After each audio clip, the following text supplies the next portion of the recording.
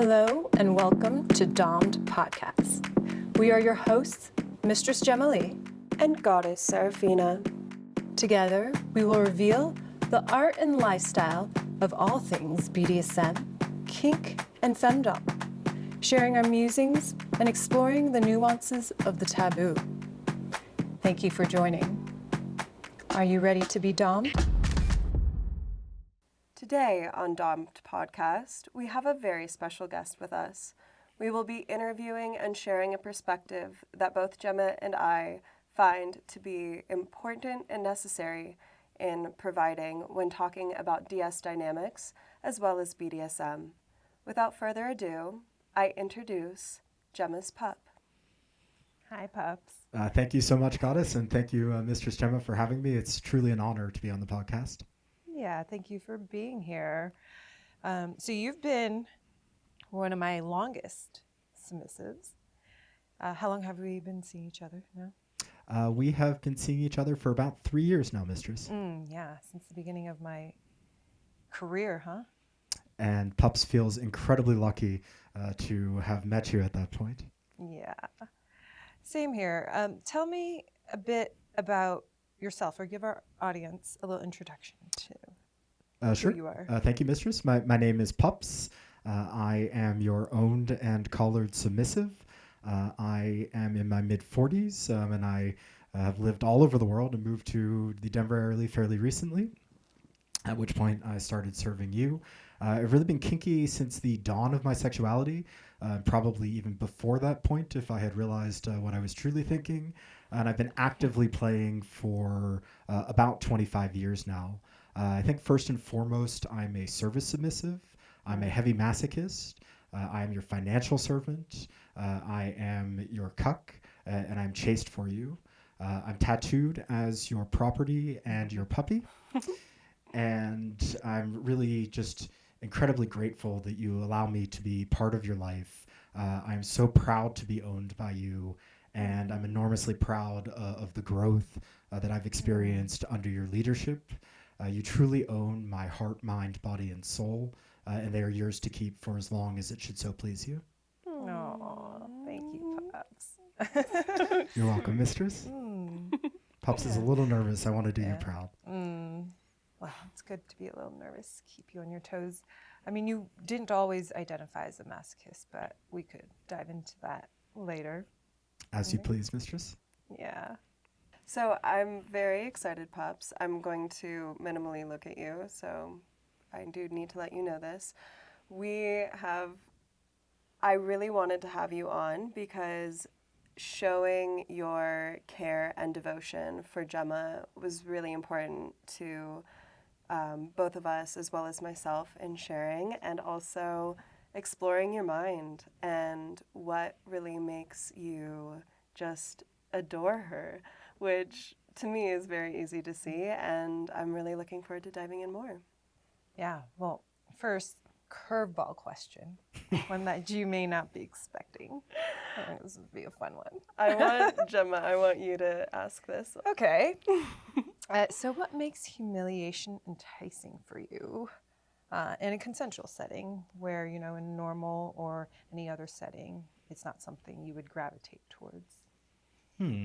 I think that's a difficult question in so much as kind of what people experience as humiliation is so unique and can kind of be fluid. Right, but we're talking about time. you're specific. And when it comes to me as to why I enjoy it, I think there are kind of two elements to that. The first would be that I'm drawn to kind of taboo things. And that's not something that you really experience on a day-to-day basis in polite society. Perhaps there's more of it going on recently than is strictly desirable in society at large. But I think the taboo nature is part of it. And then I think that the other element is that I'm really drawn to intense experiences. So if you look at kind of the through line of a lot of my kinks, it's the intensity that really gets to me, and it's one of the reasons why I think that we've connected so well in terms of pushing some of those activities towards the edge. And I think that humiliation is an intense experience when it really connects, because it really gets to a person's kind of core conception of who they are, and you can start to play around with that. Yeah. What does that feel like, that intensity? When it's coming from you, it feels wonderful, because I really, when I think of you, the first word that kind of comes to mind is warmth. And kind of even when we're engaging in humiliation or other really intense play, I come at BDSM overall from the perspective of joy. And I think that's kind of a similar approach that you have. And it's kind of wonderful for me to share those moments of really intense connection. We did say I've been serving you for 3 years now, and I think that this is something I wish everyone could experience. When you have that level of connection in a dynamic where you can humiliate me, or you can turn me into a kind of pile of molten mush with a few words. Or glance even, and that's I think what all true, or one of the things that all true submissives are chasing. I have a follow-up question with the intensity. I can relate to that, and can you differentiate the intensity between the mental, psychological intensity and then it paired with the physical? Or what is the difference? What sensations do you feel for both in those processes? I think that to a large extent it's kind of all psychological. If I could paraphrase Mistress Gemma, she often says that kind of the activities and the play that we engage in are levers or conduits for psychological dominance and submission. And I fully agree with that, because I think it's just a way of kind of achieving a certain headspace that can be achieved through kind of purely psychological means as well. And really it kind of leads to kind of a similar subspace and similar feelings. So when talking about the physical, I do definitely agree with you. What I was searching for, is it a surging intensity, or is it an intensity that brings you to a presence with Gemma, and then also, or is it an intensity that brings you inward with self and that discovery, or does the discovery of self happen afterwards? Oh wow, we got very deep very quickly. Yes, there. we did. I think that in my case, kind of the way I look at things overall is kind of Mistress Gemma has me kind of swimming in this roiling sea of submission where I can basically only hope to kind of stay afloat. Or kind of swim in place, let alone kind of swim outside of it. And so it really doesn't take much for me, in my case, to get into a submissive mindset. I think it's really core to who I am. And it's, again, something really joyful to kind of fully express that side of myself in my service to Mistress Gemma. In terms of activities taking there as the intensity builds, I think a lot of that is I really desperately want to please Mistress Gemma.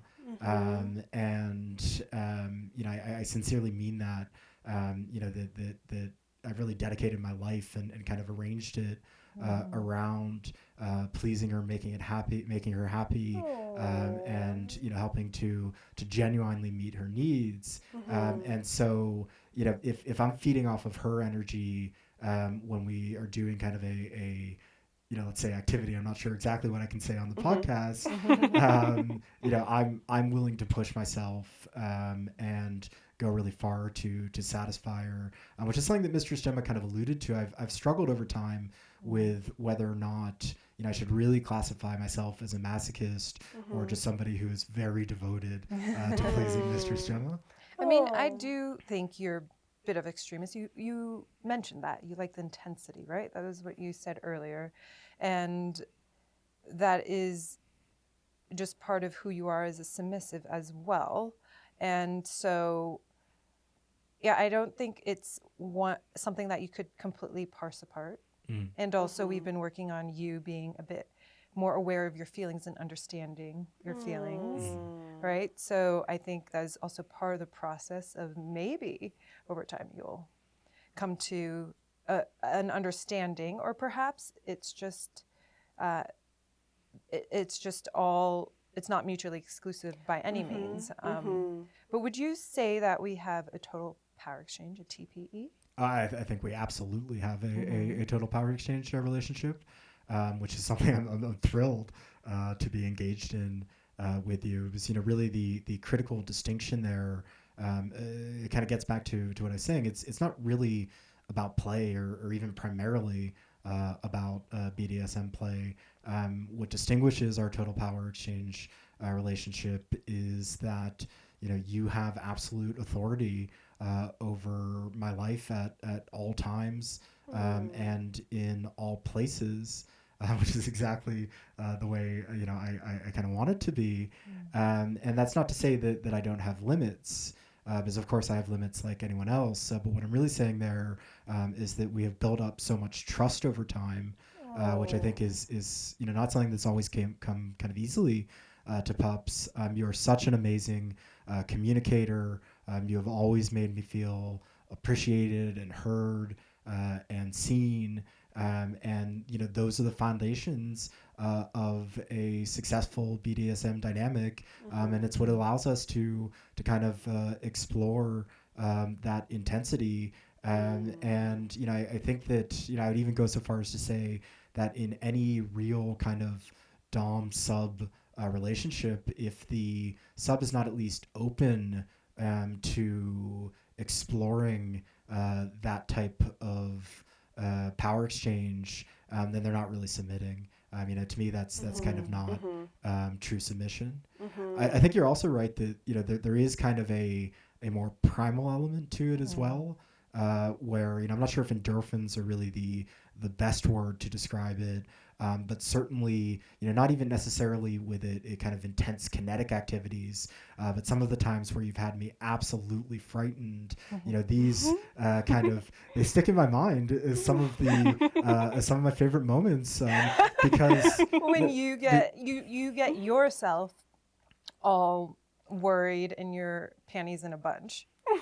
Like I don't know what I did, but you sometimes get yourself there, and you I don't have to do much. Pups is certainly a warrior. You are correct on that one, and that's actually something. One of the things I admire about you is that you're very intentional, and you're very thoughtful in how you approach everything. Very intense in your communication and just in how you approach your life. And Pups is trying to learn from that because I've always been kind of very much of a fast twitch thinker, and I'm trying Which I to like because it's useful. Thank you, mistress. Very responsive. I think there are very few things that submissives want more than to feel useful to their mistress, so that is wonderful to hear. So do you have any specific protocols and rituals in your relationship, and how important are these to you? We do have some protocols, and a lot of those revolve around her being the kind of first person that I think of when I wake up each day, and then the last person that I think of each night. As Mistress Gemma said, I do meditate each night.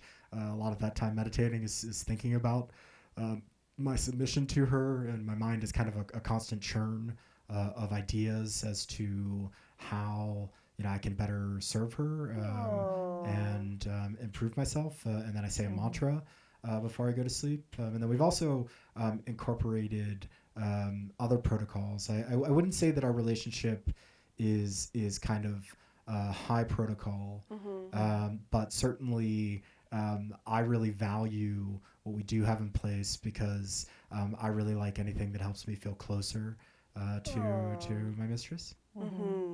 Yeah, I wouldn't say I'm very high protocol. I do have my protocols and basic structure to operate from, but I find high protocol sometimes, well, first, it takes a lot for me to manage and having to remember everything. But also it prevents, I think, the natural flow of an engagement and something that might be, people are going to disagree because I've met people that are high protocol and good for them. That's what they love. That's not something I personally enjoy, is the micromanaging. And I would say if it's not high protocol, we do have kind of a CNC, consensual non-consent. But you did say earlier that you do have your limits. So how does that interplay in our dynamic where it's consensual non-consent? Because you do allow me to push you, and I don't think you've ever really said no to me. I think that what that really speaks to is the strength of our communication. Because, you know, if I was not feeling heard, you know, there is the possibility that I would be scared. And, I mean, you do get scared, though. scared in a bad way. And, you know. Sometimes the bad ends up being really good, and most times it does. True, and I think that's just a function of really quickly and organically that trust build up in between us, which is quite amazing to think about, because I had been it had been a while since I had been in a long-term dynamic when I met you, and while I was optimistic that you know, we'd be able to build something, you know, I wasn't 100% sure that I was ready, but I was pretty convinced right away that it was something that I kind of wanted to pursue, and I think it's worth in kind of this juncture kind of clarifying in terms of the total power exchange. It really does suffuse all areas of my life. I mean, you have cameras in my apartment where you can summon me Oh my God, I love that. whenever you please, or kind of track my phone. The overwhelming, or by far the largest share of my finances are directed to you, not even close to kind of anything else. And you know, there's kind of from my perspective a lot of kind of devotion that I'm trying to show you in all areas of my life. And you know, so I think it's important to kind of realize how all-encompassing this has become, and kind of really makes me feel warm about it. And I think that, you know, the second point I would make is that there's this kind of fantasy that I think that a lot of subs have, where if you're kind of going to engage in this type of relationship, that it's going to be all micromanagement, and that the sub is strictly passive and there to, you know, to take commands from his mistress. But that's not at all what things are about. I try very hard to never be a drag on your energy, and to always be adding things to your life. And you know, a big part of that is being proactive and being an active sub. And one of the things that I particularly value about our relationship is that, you know, you encourage me to be creative. You encourage me to kind of use my innate skills in serving you. And I think we've had a lot of success with that. And I think that that's made me a better person and more in touch with myself, you know, just when I go about the world. And beyond you even serving me and providing and working very hard to, you know, meet my needs and what my desires, I think it's equally important that you take care of yourself, right? And focusing on you being better for me, or the ways I deem that you can be better. Certainly, I mean, I think that you've made me, you know, that there are enormous benefits to living, you know, a more true version of myself. And there are enormous benefits to being more thoughtful in terms of my communication, to seeing things from your perspective, and being more empathetic. I think that you've tried to help me lead a healthier lifestyle in terms of my physical fitness, which has been enormously helpful. Is a difficult one that we are continuing to work on, but you know, Pups feels really good about that overall. And I think that these absolutely are important elements where you know, I derive a lot of fulfillment from our relationship, And this is important that both sides of the slash are feeling fulfilled. Otherwise, it's not going to work. And this is not even me being kind of entirely altruistic when I serve you, because I experience such joy from this, and such joy from having found someone that's so truly worthy of this level of devotion, that when you want me to do something, or to help you, or to do a task, my aim is to exceed your expectations, because I want you to ask again. And so Pups is certainly found a lot of fulfillment from this relationship, to an extent that I've really never experienced before. And just last week we were discussing, that there are moments where you can still kind of touch me in ways that I didn't even know was possible, to have those types of feelings. Yeah, you're feeling more. Good. Thank you, mistress. Pups, what are your motivations for serving Gemma? I mean, I think we were just touching on some of them. Yeah. Because I think that they are, to kind of step back, my sexual orientation is, if there's like a Kinsey scale of submissiveness, I'm like 100% towards the submissive side. And you always knew that since and the dawn of your sexuality? I did, and even beforehand, because when you're a young kid and you're playing games, I wouldn't have realized it at the time, but the reason I liked being the kid that was the tied up captured Indian trying to escape is because it's kind of that submissive tendencies that were coming out, and I think that as I've been pursuing kind of more vanilla relationships, I think that I always assumed that I would find a vanilla relationship. I haven't had that many, and they've tended to be relatively short. And to make them work, I'm always respectful, of course, but in my mind, I'd be projecting a bit of my submission onto the relationship. And I really value the friendship that I have with people, the companionship. But I've firmly come to the conclusion that I simply find BDSM dynamics more fulfilling, and the dynamic that I have with Mistress Gemma is easily the most fulfilling relationship that I've had in my entire life. So I think that's So vanilla relationship dreams are dying hard, or have died. Pups has no Pups is very much a one mistress person, and although I will pawn you off, and you could be useful to other mistresses if I please. Pups would certainly do that to please you, though in his mind, that is service to you. Right. And it is one of my greatest wishes that I will serve you from now until the day I die. So you were mentioning that, you've always felt submissive. You knew that. Yet, you're a very motivated person. Like, you're very motivated in your career and your physical health and everything you do. You are pretty meticulous in it.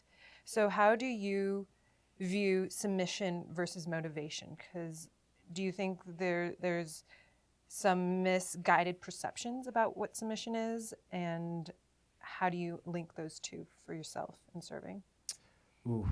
There's a lot to unpack in that question, so I apologize if I lose place. But I think that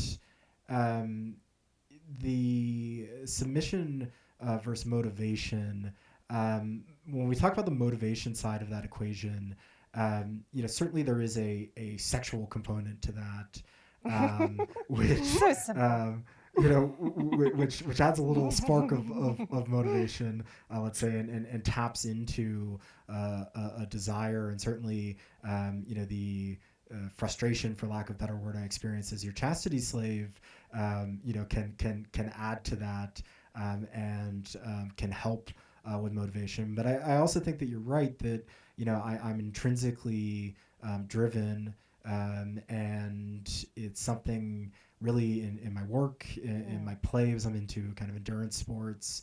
So you think that's a personality trait? I do think that it is a personality trait.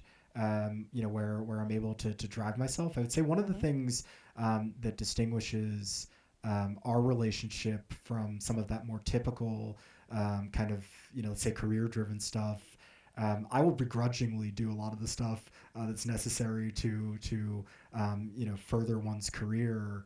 And there are aspects of that I really don't like, and there are aspects of that I enjoy a lot.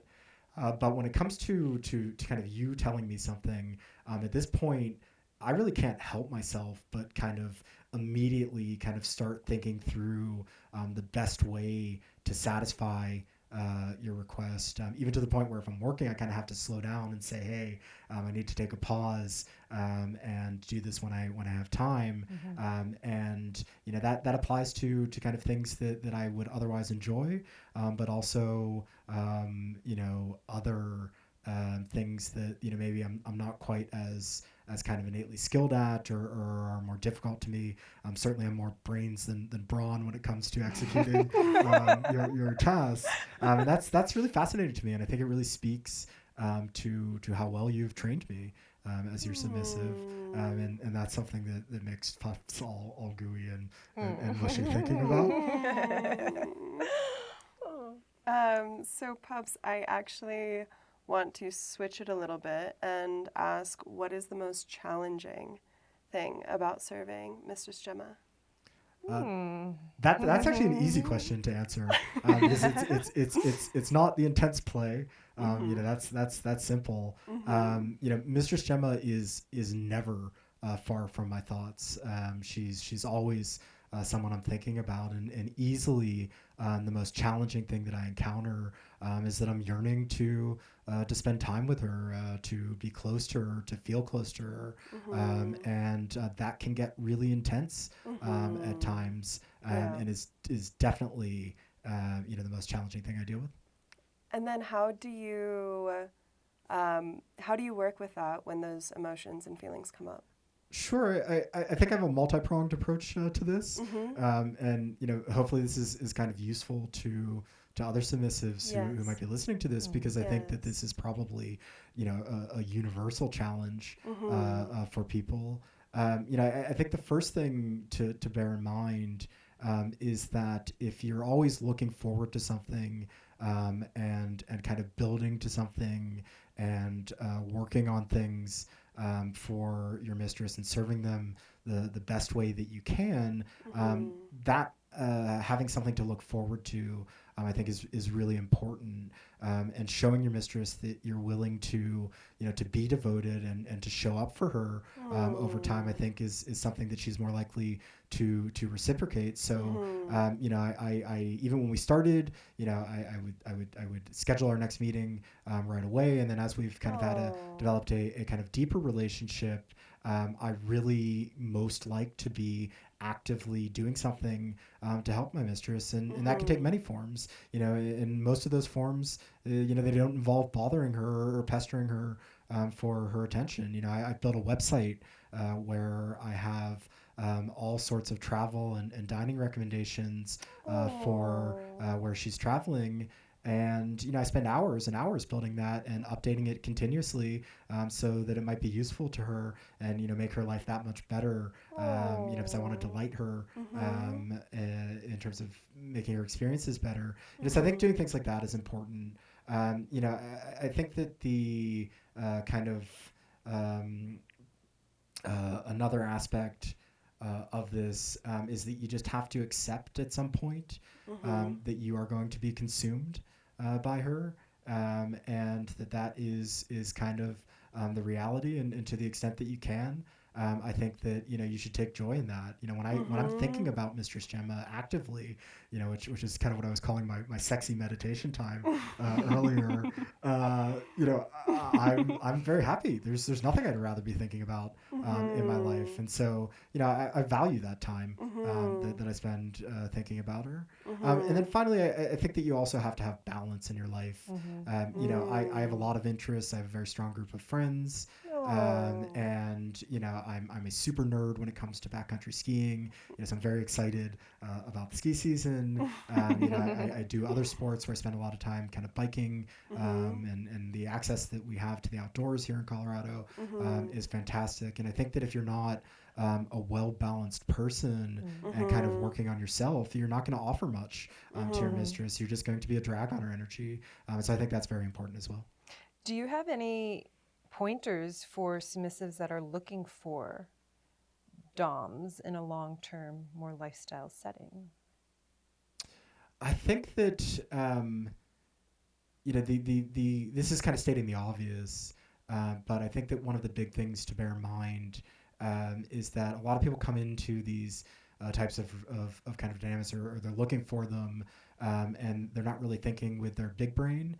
You need to research and try to find and seek out people that you're aligned with to set yourself up for success. Both of the true long-term dynamics that I've had involved a lot of research, and I followed Mistress Gemma on social media and learned everything I could about her for months before There was not much. That was my baby dom years. You were baby dom, which is actually, I would say surprised me a bit because in my past experience, I would say that one of the first things I look for is experience. But what came through from following you, let's say for at least 3 months, I think is kind of a reasonable time for someone to be doing that type of research, is how much you cared about what you're doing, about the people that you're interacting with, how you're looking to kind of uplift people, and how you approach BDSM through the similar perspective of joy that I do. And that was important to me, and that kind of pushed me over the edge to contacting you. So I think that's important. The other thing that's stating the obvious is you always want to back up what you say with actions. And it's really easy. I engage in this too, that I engage in a little bit of hyperbole in terms of what I say, but it's something that I don't think I've ever let mistress down in terms of not acting and delivering on something you said. And that simply takes time. You have to realize that if you're building a relationship where you want to be close with somebody, it's going to take time to build trust and to have those types of interactions, and you just have to have faith that they will come. And I'm really excited. I get kind of giddy when kind of we reach new levels of connection and emotional intimacy, when I can do things to help mistress out. Yeah, and that's a continuous thing that's occurred. The depth of our dynamic. And it is a large part in your self-awareness of your capabilities and actually setting the expectation of what I can expect from you. And so therefore I know what I can ask and what levels of which I could push you, right? You do exceed things, and you're very proactive. You think of very creative and sometimes very entertaining things, which I appreciate. For viewers, and then that also makes me feel like I can then approach you and be like, okay, I could be a bit more demanding, let's say, for lack of a better word, in your service, because for one, you want to be pushed, you want to be challenged, which I appreciate, because that makes it more interesting. That makes it more challenging and more mentally stimulating, for me at least. Not saying you challenge me, but I challenge you. But you do challenge me in the ways that I am always wanting to see how much further you can go. It may not be evident on the camera right now, but Pups is absolutely melting to hear this from you, mistress. And I would say that absolutely Pups would literally and figuratively bleed himself dry to satisfy you. Oh, that makes me so happy. I really appreciate how both of you have been talking about trust and the trust that is built. Is there a specific time where there was a really big breakthrough in your level of trust, or where Gemma or both Pups gained your trust? Was there a switch, or was it just a slow build? And what really ignited that trust for you? our very first time that we met, well, we spoke before we met, and I think that, I was impressed by Mistress Gemma's professionalism, and how she was very clear in her communication, which makes it a lot easier as a submissive, to know what the goalposts are, and to know what you're working towards. So I think I was already predisposed to have a degree of trust. But what's interesting about our first session is she did scare me a bit. It was Was it what you expected? it was much the activities that we did, and the intensity was kind of more than I was expecting on a first session. So I knew right away that I wanted to see Mistress Gemma again, but I was a little scared. And that's probably a good thing from her perspective. And I would say that the kind of basically by the third session, what I realized is that Mistress Gemma's domination, in terms of the way that it kind of encompasses you, can be very subtle, and you may not realize, just how enveloped you are in that domination. And it became clear to me that really to kind of exist in Mistress Gemma's world is to submit to her. And I think that's when we started to kind of build more trust. I think another important moment is kind of the first time that we saw each other in kind of a more casual setting when we went out to dinner the first time. So I think you're very optimistic about things working and what you're building, but until you have that type of interaction, you can't be certain that it is. And Pups went home extremely happy that night because he knew, at least from his side, that was something that was worth pursuing, and that he could pursue. Yeah, it's that understanding of the person outside of just the play space. A true acknowledgement of the humanness of that person and understanding who they are. Because, as I always say, if it's based in just fantasy, I don't think that's sustainable. No one could forever live in a fantastical world. It has to be rooted in something that's real. I think kink play is fun, and if people are upfront that that's what they're after, that can work, and that can even work on an ongoing basis. If two people click in terms of the activities that they both enjoy. But as we've been discussing, you're so right. If you want to have ongoing dynamic, if you want to have a total power exchange dynamic, it needs to be built on seeing each other, as people. And then I have one last question for you, Pups. What has this deeply emotional relationship gifted you in this life? I think that really joy and warmth, those kind of again are the words that come to mind, and I think it is gifted me this wonderful experience of being able to be part of someone's life who I truly admire, respect, and worship. That's not too strong a word, and I don't think that comes along altogether that often. I've never met somebody that's as graceful as Mistress Gemma, and what I mean by that is not kind of physical. I was like, I don't find myself super graceful. Is not physical beauty, though I do think that you are the most beautiful person in the world, but is kind of how you approach things. Somebody that is living so true to themselves. I don't think that these are things that you find that often, and it gives me enormous fulfillment and joy to be part of that. And it's something I'm going to work to kind of show you every day just how much I appreciate that. Pups is kind of sad if that's the last question. Can I ask you a question, Mistress? You may. What would you say is the most fulfilling thing about our dynamic?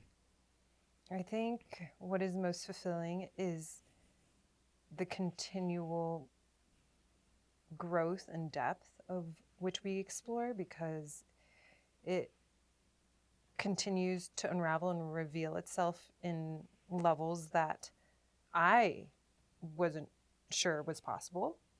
I think the fluidity and the ease of which it occurs, as well as your devotion. You have shown me time and time again, and going back to that question, like, was there a moment of a click of trust? I would say it was a gradual thing, but also the pace at which that has escalated has been quite quick, I would say.